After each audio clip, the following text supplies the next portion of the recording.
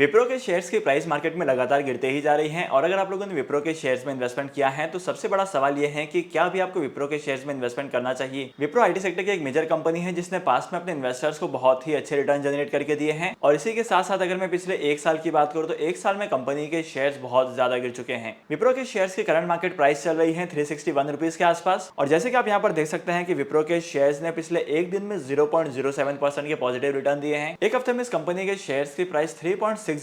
से गिर चुकी हैं। एक महीने की बात की जाए तो एक महीने में इस कंपनी के शेयर्स गिरे हैं 7.89% से। वहीं पर एक साल में इस कंपनी के शेयर्स में 40% तक का डाउनफॉल देखने को मिला है। एक साल पहले इस कंपनी के शेयर्स की प्राइस अपने ऑल टाइम हाई यानी कि 614 रुपीज पर पहुंच चुकी थी, लेकिन मार्केट की कंडीशन की वजह से इस कंपनी के शेयर्स की प्राइस 360 रुपीज के आसपास आ चुकी है। लेकिन अगर आप लोग आईटी सेक्टर के शेयर्स में लॉन्ग टर्म के लिए इन्वेस्टमेंट करेंगे तो यहाँ पर आपको बहुत ही अच्छे रिटर्न्स कमाने को मिलेंगे। जैसे इस ग्राफ में आप देख सकते हैं कि 5 साल पहले अगर आप इस कंपनी के शेयर्स में इन्वेस्टमेंट करते हैं तब यहाँ पर आपको 75% के रिटर्न्स मिलते हैं। कंपनी के शेयर्स 159 रुपीज से लेकर 750 रुपीज तक जा चुके हैं। सिमिलरली अगर आप इंडियन स्टॉक मार्केट के आईटी सेक्टर की किसी भी कंपनी के शेयर्स को उठाकर देखेंगे तब उन सारी कंपनीज के शेयर्स में भी आपको मेजर डाउनफॉल देखने को मिला होगा। आखिर विप्रो के शेयर्स पिछले एक साल से क्यों गिरते जा रहे हैं, इसके पीछे का रीजन क्या है, आपको विप्रो के शेयर्स में इन्वेस्टमेंट करना है नहीं करना है, हर एक चीज के बारे में आज की इस वीडियो में मैं आपको बताने वाला हूं। इंडिया के स्टॉक मार्केट में आईटी सेक्टर में जितनी भी कंपनीज लिस्टेड हैं, अगर आप उन कंपनीज के शेयर्स को एक साल के टाइम पीरियड में देखेंगे तो यहां पर आपको यह पता चलेगा कि सारे के सारे कंपनीज के शेयर्स की प्राइस एक साल से गिरते जा रही है। इसके पीछे के बहुत सारे रीजन हैं। आईटी सेक्टर के शेयर्स के गिरावट के पीछे का सबसे पहला रीजन है यूनाइटेड स्टेट ऑफ अमेरिका के मार्केट में रिसेशन आना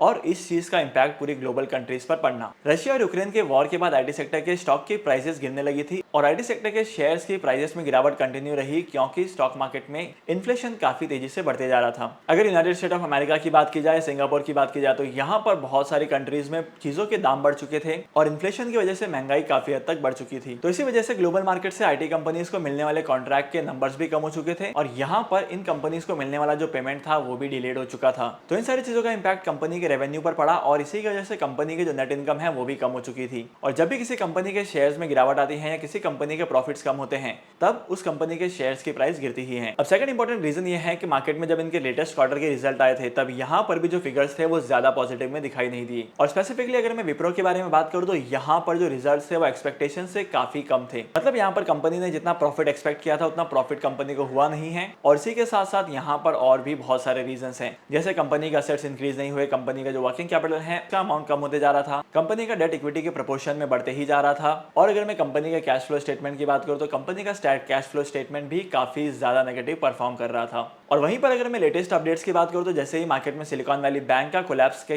केस सामने आया वैसे ही इस चीज का इंपैक्ट यूएसए की इकोनॉमी पर पड़ा और यूएसए की इकोनॉमी में बहुत ही ज्यादा लिक्विडिटी इश्यूज फेस करने पड़ रहे थे और सिलिकॉन वैली बैंक के क्रैश होने की वजह से मार्केट के बहुत सारे बैंक क्रैश हो चुके थे। एग्जाम्पल के तौर पर यूएसए का सिग्नेचर बैंक क्रैश हो चुका था, यूएसए का द रिपब्लिक बैंक भी क्रैश हो चुका था और अगर मैं सिंगापुर की बात करूं तो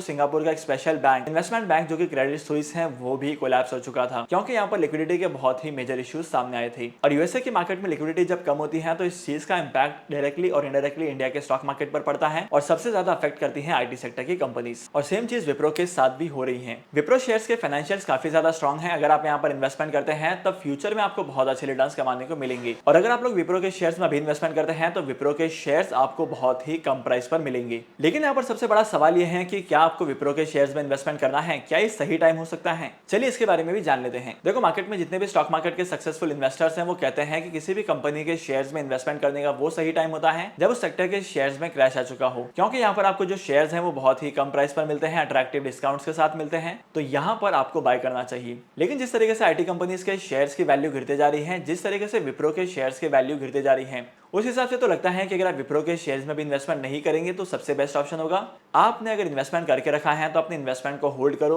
और अगर आप लोग स्टॉक मार्केट में विप्रो के शेयर्स में इन्वेस्टमेंट करना चाहते हैं तो मैं आपको पर्सनली एडवाइस करता हूं कि आपको थोड़े टाइम के लिए रुकना है, क्योंकि इस इंडस्ट्री की परफॉर्मेंस को देखकर ऐसा लगता है कि कंपनी के जो शेयर्स के परफॉर्मेंस में और भी ज्यादा गिरावट आएगी और यहाँ पर अगर आप इन्वेस्टमेंट नहीं करते हैं, थोड़े टाइम के लिए रुक जाते हैं तो बेनिफिट आपको ही होने वाला है। और अगर आप विप्रो के शेयर्स में इन्वेस्टमेंट करते हैं तो एसआईपी के थ्रू इन्वेस्टमेंट करने में और भी फायदा होगा। लेट्स से भी आप लोगों ने इन्वेस्टमेंट कर लिया, फ्यूचर में जाकर इस कंपनी के शेयर्स की वैल्यू बढ़ती है तब यहाँ पर और इन्वेस्टमेंट करो, और लेट्स से अगर फ्यूचर में जाकर उस कंपनी के शेयर्स की वैल्यू और गिर जाती है तब यहाँ पर और इन्वेस्टमेंट करो। इस तरीके से इन्वेस्टमेंट करने से क्या होगा पता है, जब भी आप इन्वेस्टमेंट करोगे तो आपके इन्वेस्टमेंट का एवरेज कॉस्ट कम होगा। स्टॉक मार्केट में इन्वेस्टमेंट करने के लिए आपके पास एक डीमैट अकाउंट का होना बहुत जरूरी है। और अगर आपके पास एक डीमैट अकाउंट नहीं है तो डीमैट अकाउंट ओपन करने के लिए टॉप 3 ब्रोकर्स का लिंक मैंने आपको डिस्क्रिप्शन में दे दिया है, वहां पर जाकर आप डीमैट अकाउंट ओपन कर सकते हैं और स्टॉक मार्केट में इन्वेस्टमेंट करना स्टार्ट कर सकते हैं। तो आज के इस इंपॉर्टेंट वीडियो को यहीं पर खत्म करते हैं। मैं आपको मिलूंगा अगली वीडियो में नए टॉपिक के साथ, एक इंटरेस्टिंग टॉपिक के साथ। तब तक के लिए signing off, happy investing and good bye.